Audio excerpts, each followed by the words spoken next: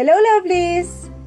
This video is a final requirement for the subject The Teacher and the Community, School Culture and Organizational Leadership. And for today's topic, I'm going to talk about legal and sociological basis of school and community partnership.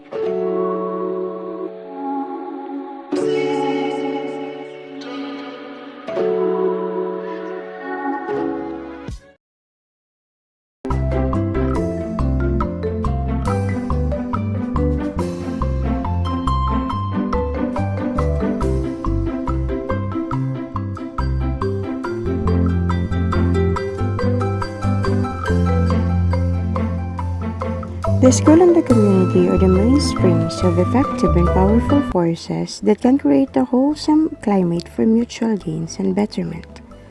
A favorable partnership between the school and the community will yield bountiful harvest by way of establishing a conducive learning environment in the school and an orderly and civic-minded citizenry in the community.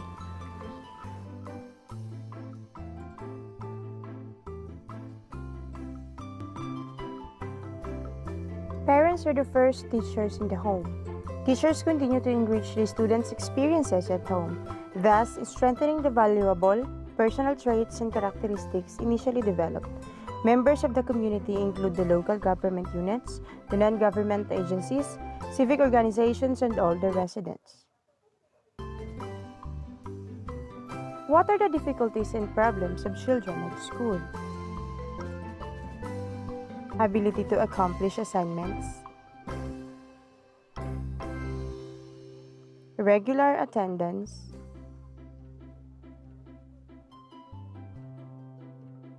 study habits in school,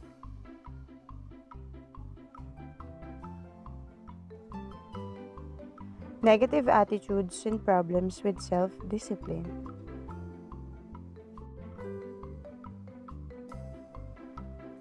The solution: conduct a dialogue wherein parents may be invited at the school or the teachers visiting the student's home. A friendly conversation between parents and teachers regarding the student's performance or behavior. Be a model to students by showing kindness and patience. Motivation in going to school and doing homework should be done by both parents and teachers. Create interesting lessons. Give letters or praises for outstanding performances. Know the child's background to determine problematic behaviors. Values developed: respect, cooperation, sharing, responsibility, persistence.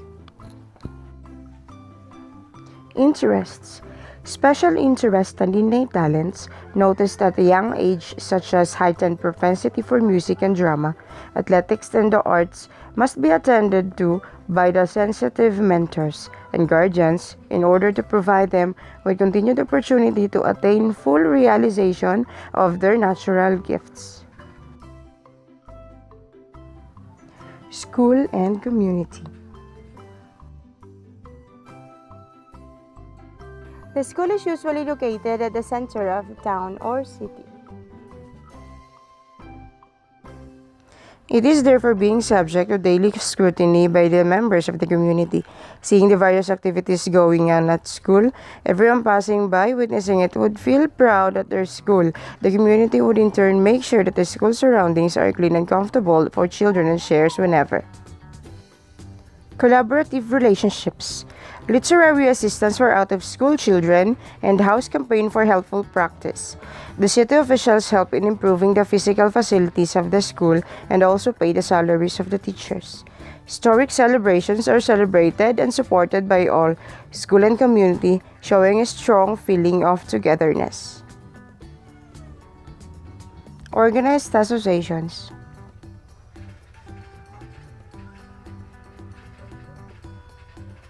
School have organized parent-teacher associations or PTA.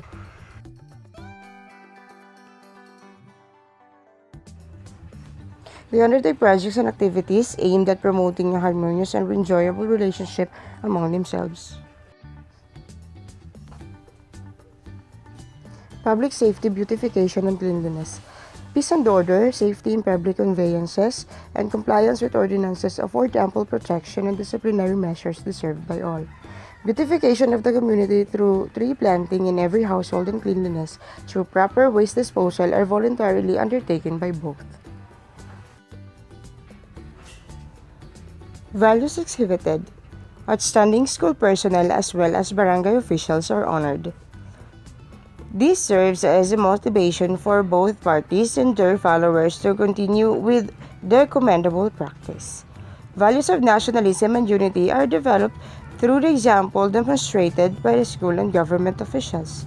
Respect for authority and self-discipline are modeled for the young to follow.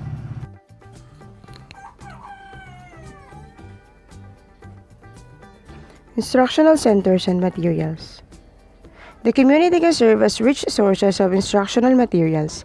The clean rivers, town library, factories, and other industrial establishments could be learning centers for field trips. Recreational areas and concert halls offer enjoyable entertainment for all. The parks and beaches become relaxation areas for school children together with their teachers and families. Professionals and practitioners from the community can be invited as resource speakers during observance of significant school rites. Opportunities for school community partnership. Partnership implies two parties are helping each other. This means that if a school community partnership exists, both parties benefit from the relationship. Thus, in the following paragraphs, we shall present what community can do for schools and what schools can do for the communities. Here are examples of what a community do for schools. Brigada Eskwela. This program engages all education stakeholders to contribute their time, effort, and resources in ensuring that public school facilities are set in time for the forthcoming school opening. It takes place more or less 2 weeks before classes begin in June. This is a school maintenance program that has been institutionalized since 2009 when Department of Education is issued DepEd Order Number 100. Curriculum development. This can mean the use of community resources for learning, example, museum. Elders of the community as key informants in research or resource person in the study of local history. Work experience programs. Business establishments and offices in the community can serve as training ground for learners. A concrete example is the work immersion required for senior high school students. In this work immersion, students are given the opportunity to work in relevant establishments or offices in the community to help develop them the competencies, work ethics, and values relevant to pursuing further education or joining the world of work. Partner offices for immersion provide senior high school students with opportunities to become familiar with the workplace, for employment simulation, and to employ their competencies in areas of specialization or applied subjects in authentic work environments. In this school-community partnership, the school can fulfill what curriculum requires and may improve on their curriculum based on community feedback, enables the students to undergo hands-on work experience, while community establishments contribute to the formation of graduates who are more ready for life and more equipped for the world of work. Business establishments or any world of work in the community are the ultimate beneficiaries of these graduates who can have been more prepared through work immersion. Same schools call this service learning since it actively involves students in a wide range of experiences which benefits students and community at the same time fulfilling the requirement of a curriculum. Remediation and enrichment classes. Parents and retired teachers may be involved in the school reading remediation and learning enrichment programs. Youth development programs. The young may involve themselves in youth development programs and develop their skills and talents, learn how to deal positively with peers and adults, and serve as resources in their communities. Community service. Community service gives students an opportunity to explore academic interest through a real-world lens. Examples of community service are students participating in tutorial programs, cleanup drive, assisting in medical mission, school head involved in planning local celebrations, teacher managing programs, projects, activities, school band playing in Fiesta Parade. What can schools do for communities in return? Schools may allow the community to use school resources. Here are concrete examples enumerated by the Department of Education Primer on school-community partnership. Classroom used by community or organizations for meetings. School used as a polling place and venue for medical mission, which should be co-sponsored with the Rural Health Unit. School used by Rural Health Unit or Mother's Class on Child Care. Schools used as an evacuation center. School facilities used for community assemblies. School basketball court used for local celebrations and barangay sports league. Schools conduct livelihood skills training programs for parents and out-of-school youths by using school resources. Livelihood skills training for parents and out-of-school youths by teachers themselves.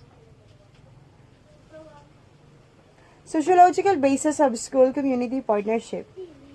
The functionalist theory states that institutions must perform their respective functions for the stability of society. Other institutions must come in if one institution fails to do its part for society. The school cannot do it all. It takes a village to educate a child. So goes the African proverb. It has to work in partnership with other institutions in the community, such as the church, government organizations, and non-government organizations. With the breakdown of families, schools face greater challenge in educating the young. The rearing and educating of the child is a primary obligation of parents. The school, the church, and other social institutions come in to assist parents and families to fulfill their irreplaceable obligation. The breakdown of marriages, the demand for both mother and father to work, to meet the damages of a rising cost of living resulting to less or practically no time for parents to spend time with their children have. However, attacked the stability of families and have adversely affected families in the performance of their irreplaceable duty to educate children. Added to this is the increasing number of families composed of single mothers struggling to raise a family. With the burden of earning lodged solely on the shoulders of one parent, single parents struggle to earn enough to provide for their families. Consequently, this responsibility leads to their having a limited amount of time to spend and with growing and developing children, who unfortunately become more likely single-parent families themselves. The cycle goes on. This is not to mention the negative effect of uncontrolled and unregulated use of technology on the young. While the use of technology has brought a lot of convenience, its uncontrolled and unregulated use by the tech-savvy kids expose their kids to all sorts of information not necessarily favorable for their development. So families, schools, and other social institutions need to work together to save the youth. I got a condo in Manhattan. Baby girl, what's happening? You and your ass invited, so gonna get to clapping. Go pop it for a plan, pop it for me. Turn around and drop it for a plan, drop it for me.